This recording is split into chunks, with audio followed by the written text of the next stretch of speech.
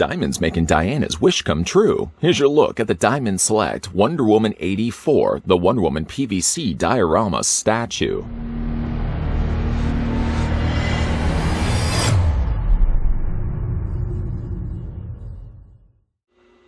This gallery diorama of Wonder Woman is based on her appearance in Wonder Woman 1984. It is made of high-grade PVC and features detailed sculpting and paint applications.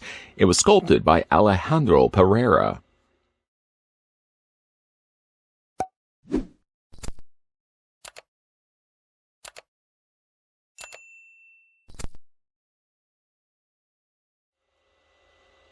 Before we start this review for the WW84, that's Wonder Woman 1984, Wonder Woman Gallery Diorama statue, obviously the first thing we're going to want to do first is grab this tape measure of mine and figure out how tall is the statue itself. I'm going to take it right to the very top of her head, and I'm going to stop it right there. The reason, by the way, why I move it away from the base is just because if I measure it right above, you'll see that there's the little laser right there. It's hitting the top of the base, so it's really not going to gauge it from the bottom all the way up to the top.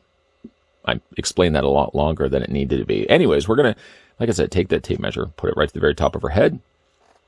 If reading this then correctly, you're looking at the Wonder Woman 1984 gallery statue of Wonder Woman being 10.4 inches in height, so about 10.5 inches tall. Switching that, though, over to centimeters, you're then looking at the statue standing exactly 26.5 or 26.5 centimeters tall. I'd like to thank the folks over at Diamond Select that provided the sample of the WW84 Wonder Woman Gallery Diorama statue that we could have a look at in this review. Good news, if you're interested in picking this one up for yourself, she's currently available in various comic book stores and online as well. We'll start things off first with looking at the display base that Wonder Woman is standing on top of. Sort of a rock facing here, and while these look like stars, they're actually supposed to be like ricocheted bullets. You'll see a couple of them on her gauntlets in a second. The paintwork and detailing is rather nice here on it. Again, there's not really a lot of additional color incorporated here, short of just the grays that we're looking at here. I will say, though, the stone facings are really quite nice, and they're all different from one another as well. You can probably see what they've done here, too, is dry brushed on top of likely a darker gray, a lighter gray, so at least some of the details stand out on it. I like the little touches, the fact that they had the little ricocheting bullets like this. It's a very different looking base as well. Technically, they really could have just trimmed the bottom of this base, but they actually added a sort of lifting bottom to it, so it has a little bit of a step when you're seeing it from the side. It does give it a little more of a presentation to it when you're seeing it, a more higher end, polished looking statue, just by adding that little bit of lip. I like the fact that they've done that. Moving then onto Wonder Woman's head, and I'm pretty happy with how this one turned out. I feel it does bear a good resemblance to the actress Gal Gadot, who of course played Wonder Woman not only in the original Wonder Woman movie, but WW84 as well. The face is pretty. The skin tone that they've decided to go with, at least from the arms and the top of the torso, I feel is on point to the actress. I'm not sure, though, if it's just my eyes playing tricks on me, but I can't help but feel like the face is a little muddier, slightly more darker than the other places. Especially the area right around the eyes comes across a little more darker, at least the way I'm seeing it. The face sculpt, though, despite that, is really pretty and does bear a good, like I said, resemblance to the actress. A little bit of reflection at the bottom corners of her eyes does give a little bit of extra life. The fuller eyebrows, of course, that Gal does sport, perhaps could have used an extra coat of paint or a slightly darker coloring of paint. It's more of a lighter brown or a medium brown, but when you compare it to the coloring of her hair, which we'll talk about in a second, I feel like the eyebrows probably could have been just a little bit darker. And, of course, when we look at the lips, they've decided this time around to go a two-tone effect, darkening the inside of the lip and then outer outlining the lips in almost more of a neon pink. I feel like they probably could have just kept those to a more darker pink instead of going so light.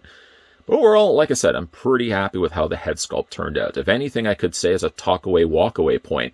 So I feel like again, the face may seem a little on the darker side, a little bit more of a muddier side. Of course, when we spin the statue around, you can see the sculpting and the work that they put into the hair, all sides, all different angles. The hair is sculpted rather nicely. There doesn't seem to be any additional coloring that they've added to it, just simply sticking with the singular black. But the hair is, like I said, sculpted rather nicely. Okay, so moving on to the rest of her body. Talking further about the coloring of gold that they used, they started it here with the tiara, but then moving down from that, The top of her armor has the gold, very nicely painted and applied. The bottom of the skirting also has that as well. I think in the movie, though, on the very bottom of the skirt flaps, she is supposed to have a trim of gold. They decided in this case just, I suppose, to leave it off. Just would probably be a little harder to go in there and paint the edges of it. It probably could have been nice to see that added, but it doesn't necessarily take or feel like the skirt feels unfinished. The skirt has some nice texturing done to it. The gold applied in all the places where it should be gold. Unfortunately, you can see there's some additional gold that has fallen off of it. The areas around it, I guess they've gone in there and airbrushed them, but it's not the cleanest looking finish. That may be a mileage may vary sort of scenario where if you're picking up the statue for yourself, it may be a little bit cleaner. Obviously, I'm just pointing it out on the one that I have here. Yeah, you can see there's like a little bit of gold right at the top here. But it's very marginal. It's something that if you're looking at certainly from a distance or you're really not honing too much in on it, it's not detracting to the point where it feels like it was sloppily applied. It is there, but not to the point where it bothers me too much. The top of her torso armor, though, kind of goes to more of a slightly darker pink than being red. Could they have had the opportunity to make that a little bit darker? Possibly. At least it is of a red coloring. I just feel like it could be probably a little bit darker, though. She also does have, as you can see here on the side, holstered to the side via the loop there. She's got her lasso of truth. A nice little sculpting detail that they've added in there as well. Now, when we had looked earlier at the display base, I talked about the ricocheting bullets. She has a couple of these on her gauntlets.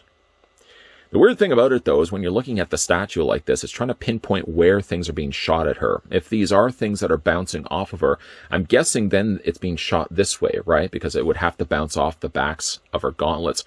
The pose sort of does throw off where those bullets are being ricocheted, because they're landing here and they're landing at back here. It almost seems like she's walking away from whatever is shooting at her.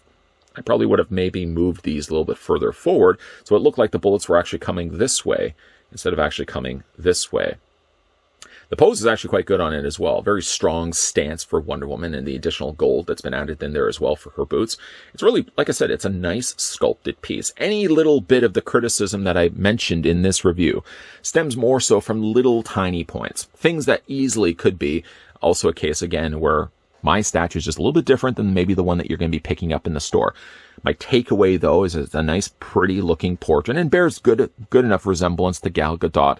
The coloring is maybe a little too muddy in the face. I don't know, it just seems like the face could be a little bit too dark when you compare it to the rest of her body.